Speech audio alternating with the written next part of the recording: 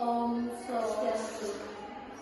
Perkenalkan, kami dari kelompok 4. Di sini kami akan mempresentasikan materi kami mengenai organisasi profesi keguruan. Perkenalkan, nama saya Putu Juliantari dengan NPM 24 10 14. Baik, perkenalkan nama saya Dewi Putu Maharani, NPM 24 10 13. Baik, perkenalkan nama saya Dewi Dewi, NPM 24 10 12.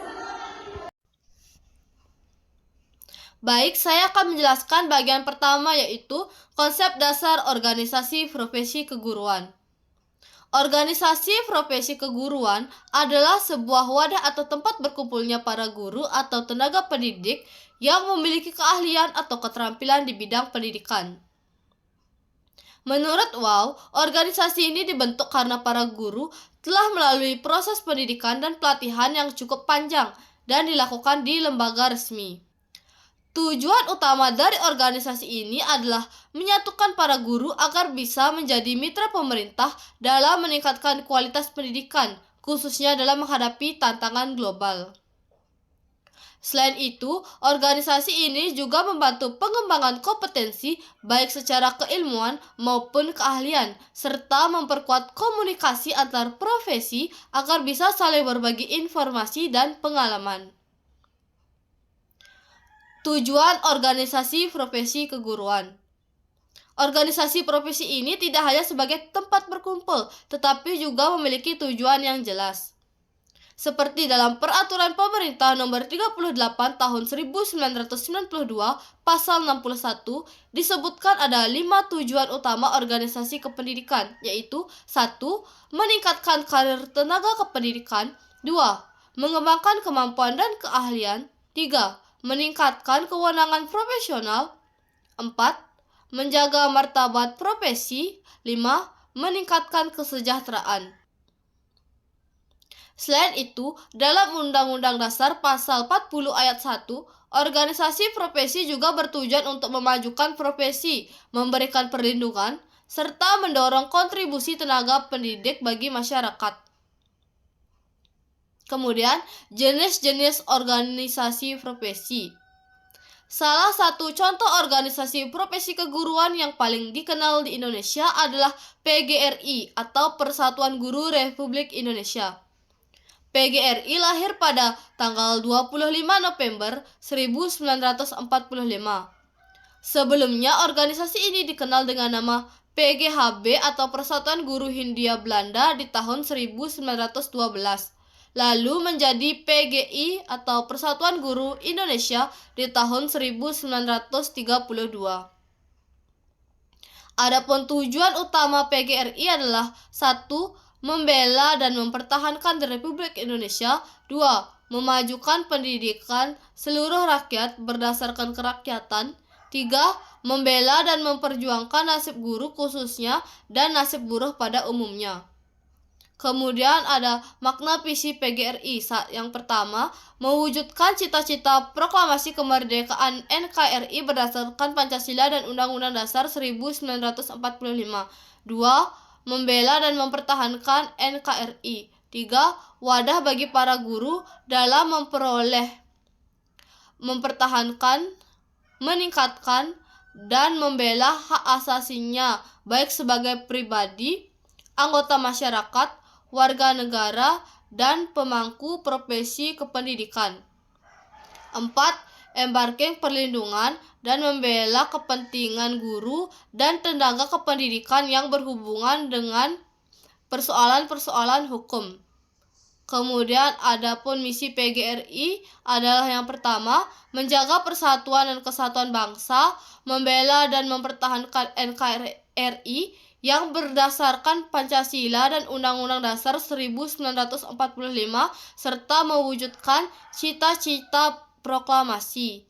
2. Berperan aktif dalam pembangunan nasional di bidang pendidikan dan kebudayaan yang berlandaskan asas demokrasi, keterbukaan, pengakuan terhadap hak asasi manusia, dan keberpihakan. Yang ketiga, melaksanakan, mengamalkan, mempertahankan, dan menjunjung tinggi kode etik profesi guru Indonesia. Selanjutnya akan dilanjutkan oleh teman saya. Saya akan melanjutkan presentasi dari teman saya. Yang kedua yaitu mengenai Ikatan Sarjana Pendidikan Indonesia atau disebut dengan ISPI. ISPI berdiri sejak tahun 1960-an untuk menyatukan sarjana pendidikan dari berbagai spesialisasi. Tujuannya mencakup meningkatkan sikap profesional, pengembangan ilmu dan teknologi, pendidikan, serta perlindungan kepentingan anggota. 2.1.4 mengenai peran organisasi profesi keguruan. UU No. 20 tahun 2003 tentang SPN atau yang sering disebut dengan Undang-Undang Nomor 20 Tahun 2003 tentang Sistem Pendidikan Nasional menegaskan bahwa tenaga pendidikan memiliki perlindungan hukum. Profesi guru diakui dan dihargai secara resmi dengan syarat memiliki kualifikasi minimum dan sertifikat. 2.1.5 permasalahan profesi guru. Yang pertama yaitu banyak peraturan belum efektif melindungi profesi guru. Yang kedua yaitu ada perlu program pendidikan guru yang lebih baik dan keberlanjutan. Yang ketiga yaitu proses profesionalisasi guru harus dimulai sejak dini. Yang keempat yaitu mengenai organisasi profesi keguruan harus jadi wadah pengembangan dan perlindungan. Yang kelima atau yang terakhir, di sini ada kode etika guru perlu ditegakkan demi integritas profesi. Sekian dari saya, akan dilanjutkan oleh teman saya. Baik, di sini saya akan melanjutkan presentasi dari teman saya. Di sini saya akan menjelaskan kode etik profesi keguruan. Yang dimana itu kode etik adalah bagian suatu organisasi profesi yang sangat penting karena merupakan dasar moral dan pedoman tingkah laku setiap anggotanya. Kode etik guru Indonesia ditetapkan dalam suatu kongres yang dihadiri oleh seluruh utusan cabang dan pengurus daerah PGRI dari seluruh tanah air. Adapun juga beberapa teks kode etik guru Indonesia yang telah disempurnakan tersebut adalah sebagai berikut. Yang pertama ada guru berbakti membimbing peserta didik untuk membentuk manusia Indonesia seutuhnya yang berjiwa Pancasila. Yang kedua ada guru memiliki dan melaksanakan kejujuran profesional dalam menetapkan kurikulum sesuai dengan kebutuhan peserta didik masing-masing. Yang ketiga ada guru berusaha memperoleh informasi tentang peserta didik sebagai hukum melakukan bimbingan dan pembinaan. Yang keempat ada guru menciptakan suasana sekolah sebaik-baiknya yang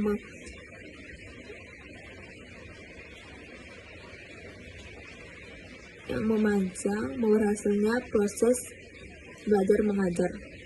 Yang kelima ada guru memelihara hubungan baik dengan orang tua murid dan masyarakat sekitarnya untuk membina peran serta rasa tanggung jawab karena bersama terhadap pendidikan. Dan yang keenam ada juga guru secara pribadi dan bersama-sama mengembangkan dan meningkatkan mutu dan martabat profesinya. Dan yang ketujuh ada guru memelihara hubungan profesi, semangat kekeluargaan dan kesetiakawanan sosial. Yang kedelapan ada guru yang secara bersama-sama memelihara dan meningkatkan mutu organisasi PGRI sebagai sarana perjuangan dan pengabdian. Yang kesembilan ada guru melaksanakan segala kebijaksanaan pemerintah dalam bidang pendidikan. Dan ada juga beberapa pengawasan terhadap pelaksanaan kode etik. Yang pertama yaitu ada kode etik guru terdiri dari dua bagian, yaitu kode etik guru Indonesia dan guru etik jabatan guru. Dan ada juga meliputi dimensi-dimensi. Yang pertama ada pengetahuan, yang kedua ada keterampilan, dan yang ketiga ada sikap-sikap dan nilai-nilai yang melandasi pengetahuan dan keterampilan, pengalaman dan kemauan. Oleh karena itu, Penyimpangan terhadap kode etik yang dikeluarkan oleh PGRI seharusnya dapat juga diawasi oleh PGRI.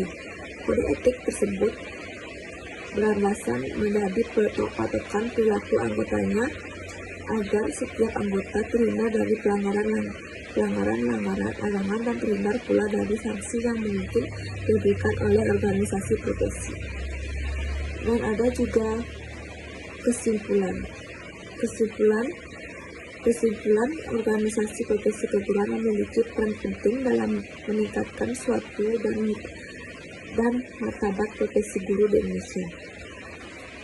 Keberadaan organisasi ini hanya menjadi wadah bagi para guru untuk mengembangkan kompetensi dan profesionalisme, tetapi juga sebagai pelindung hak-hak serta sebagai pengawal etika profesi.